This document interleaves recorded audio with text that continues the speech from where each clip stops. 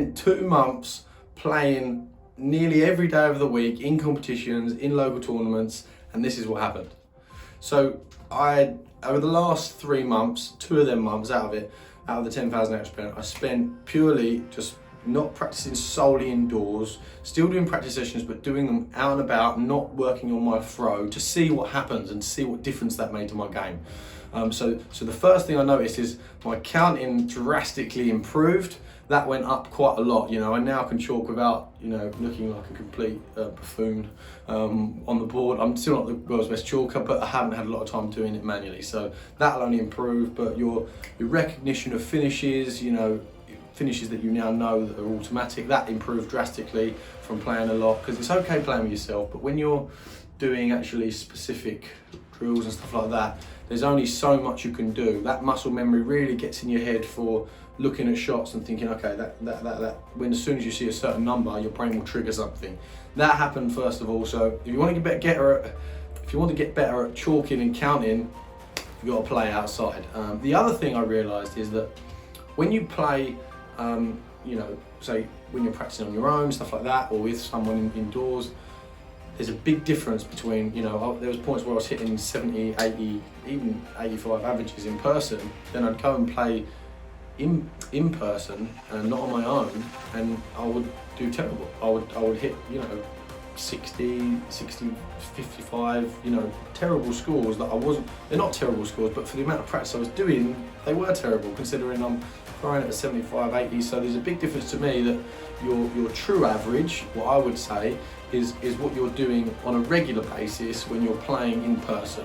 For me, sometimes an average that you're playing on a practice board is very different to what it is when you're playing in person with someone. So don't go and practice loads and then think that you're going to take that to there, because even for me, someone who actually I improve a lot of the time when I'm on the practice board and I'm getting ready for an event, sometimes I play better and then all of a sudden game on and I'd actually improve. Whereas a lot of people, they do the opposite.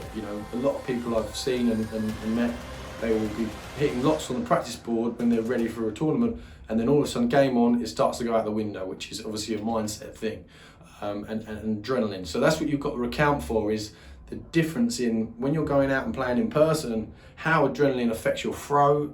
I know myself, my throw slightly changes. So normally when I'm just practicing, I'll be the same set point every time and I'll be nice flowing.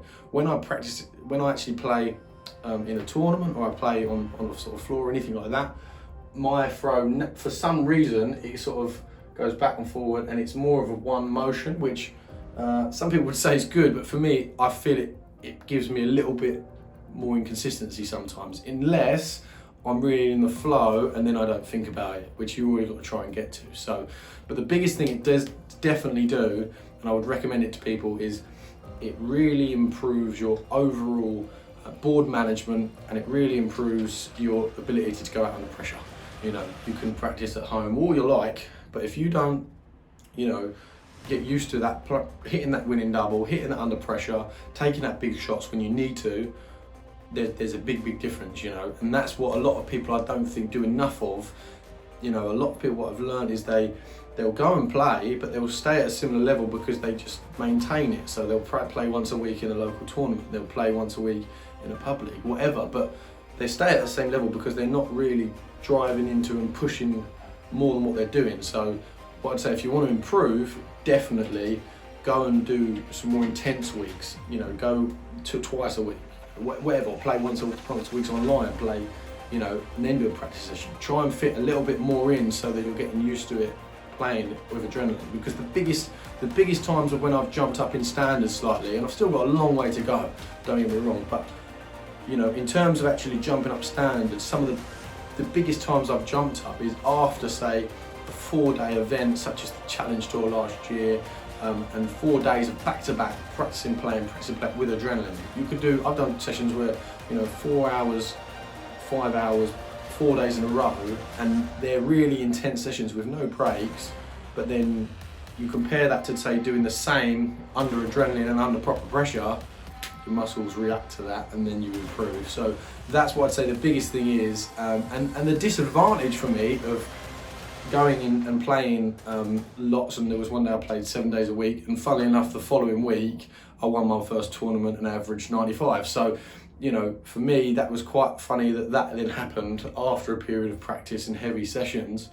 But with going out that much, what I've noticed after, especially towards the second month of being out and playing a lot and neglecting my sole practice on my own and working on techniques, is the fact that when I'm now going, I'm hitting less 180s than I've generally hit of periods where I'm practicing a lot and stuff like that. So for me, I've got to get back to that core technique, working on it, looking at the throw, you know, and really breaking it down so that I'm working on that tight grouping, because for some reason I find it hard when I'm out to really break down my throw and feel what I'm doing, because I'm just ready to compete, go for the double and stuff like that. So that's definitely one thing I'd say. Your technique, if you play out a lot, your technique, there might be something in it that you're doing that you're not quite noticing, or that's dropping slightly in your game, you know. But if you go back to the practice board and have a bit of time actually analysing your throw, and I always look for what your weakness is. If you work on all your weaknesses, eventually you're gonna be unstoppable if you keep working on them weaknesses. But if you don't know what they are and you're just playing all the time and not really looking at your game and analysing it, it's going to be hard to do that. So for me, the biggest thing I learned was going, improve my board management, and you know, not chalking terribly, and also giving you confidence on knowing when to take out a double, knowing if there's a crowd of people watching. You know, that was a massive thing for me when I beat some really good players. Obviously I've done a video of it, beat some really good players under pressure.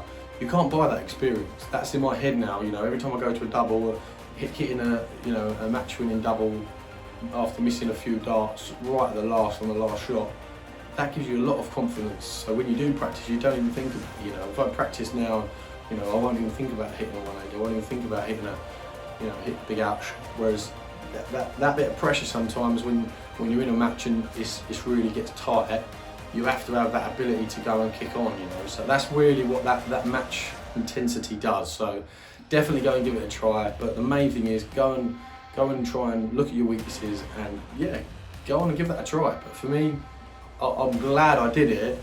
I've realised now that for my own personal game, to improve in the best way possible for me going forward for next year, I know I've got to do quite intense practice sessions.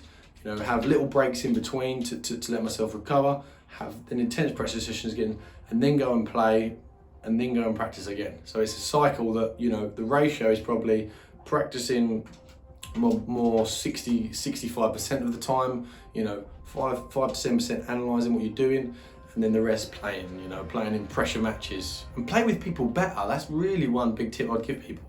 I've played with people who, you know, are a really good standard, a lot better than what I have all of last year. If I'd have played at the same level of people that are just a bit better than what I am, I would never have got to a better standard this year. You know, regularly hitting over 80 averages now where I wasn't last year. And that's not just through practice, that's through playing with people better that you learn things from. You know, I'll be there and hit something, they'll go, why did you hit that? And I'll be like, don't know a better way, you know. Like 1-2-6 now, I don't even think about it. 1-2-2, I don't think about them shots now, I just go for them, you know, from what I've learned from people, and you learn from better players what routes they go. So that's my thoughts on it. I hope it helps. Yeah, and good luck playing. Playing, you know, 6 days, 7 days, out and about all the time, playing in local dark places, communities, and I've learned so much from the darts community, you know, and really being a big part of it, and it's been amazing, really. I've learned so much, and some of the biggest thing I've learned is actually just how real, how genuine, how nice the community is in the UK darts scene, you know, and abroad. You know, I've got obviously, you know, friends now in the Netherlands and Germany and all over the world from darts. I think it's really opened my eyes the last few months when you're playing out and about a lot, as opposed to practicing at home. It's very, very different, but my game has improved.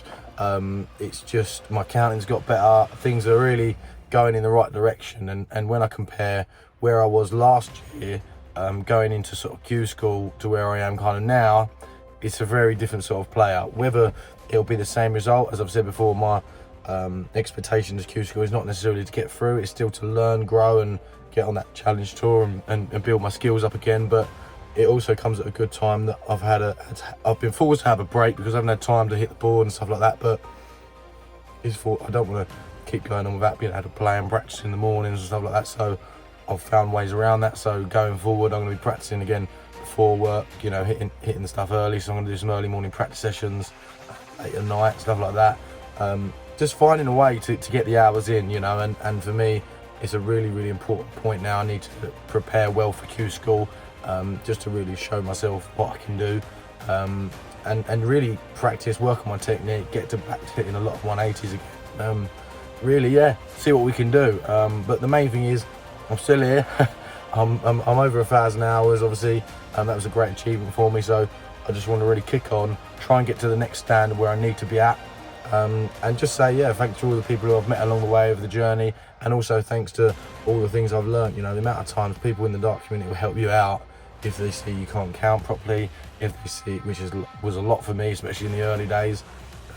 You know, not being able to take the right shots out, learning things like what route to go for 126, what route to go for 122, just basic stuff that for people who've been playing a long time is easy, but for me it wasn't. So yeah, big thank you to everyone involved in that. You know, thanks to Scott Marsh, thanks for David Wazowski, you know, and thanks to all the IDB and Mac Darts team as well, and again, you know, Winmore, Red Dragon, everyone who really has helped me open my eyes to the darts community and what people are really like. Is I never thought that, coming from a non-darting background, that I'd meet so many great people, and I'm only still at the start of my journey, really. So just want to say thanks for that. Thanks for all the guys I've met online as well. You know, it's great, and I'm really pleased to be able to be going into the IDB World Championship as well, make an appearance in that, see what we can do. It'd be a great little test before Q School, but I'm really excited about going to PDC Q School this year, and I can't wait for it. So thanks again, and I'll catch up with you soon.